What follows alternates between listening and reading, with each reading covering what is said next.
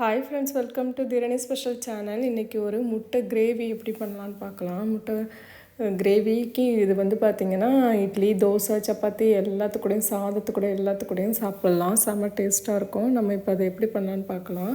ஒரு கடாயில் எண்ணெய் விட்டுட்டு பட்டை, கிராம்பு, சோம்பு எல்லாம் தாளிக்கிறதுக்கு தேவையானதெல்லாம் நான் எடுத்து வச்சுருக்கேன். அதை போட்டுக்கிறேன்.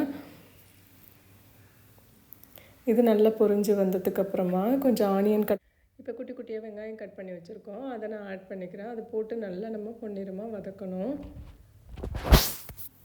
இது நல்லா வதங்கட்டும். இது வதங்கிட்டு இருக்கிற போதே நம்ம என்ன பண்ணலாம்னா, சைடில் தக்காளியும் கட் பண்ணி வச்சிடலாம். ஏன்னா தக்காளி தான் நமக்கு ரொம்ப முக்கியம். ஸோ அதையும் நம்ம கட் பண்ணி வச்சிடலாம். இப்போ இது நல்லா வெங்காயம் வதங்கிறதுக்கு கொஞ்சம் உப்பு ஆட் பண்ணிக்கலாம். ஏன்னா உப்பு போட்டோன்னா நல்லா வதங்கிடும்.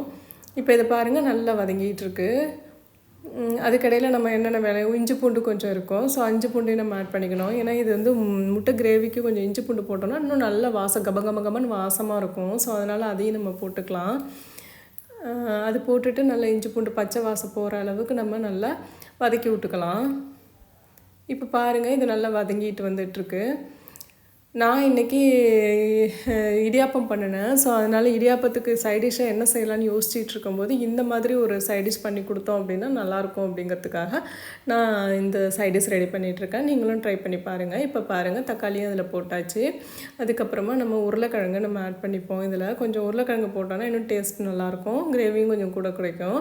அடுத்து நான் ரெண்டு துண்டு வாழைக்காய் துண்டு கட் பண்ணி வச்சுருந்தேன். அதையும் போட்டுக்கிறேன்.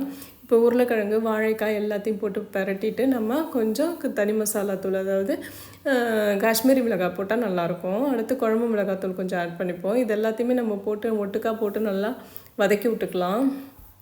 இப்போ வதங்கும் போதே பாதி உருளைக்கிழங்கு வெந்துடும்.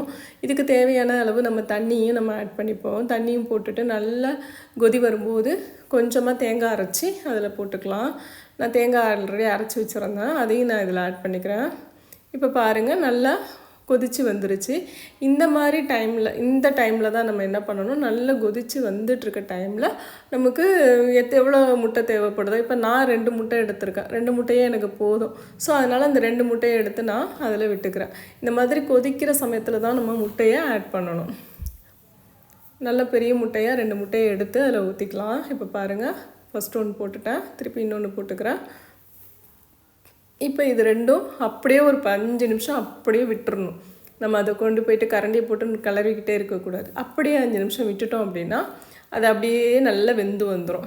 இப்போ பாருங்கள், நல்லா கொதித்து வந்துட்டுருக்கு.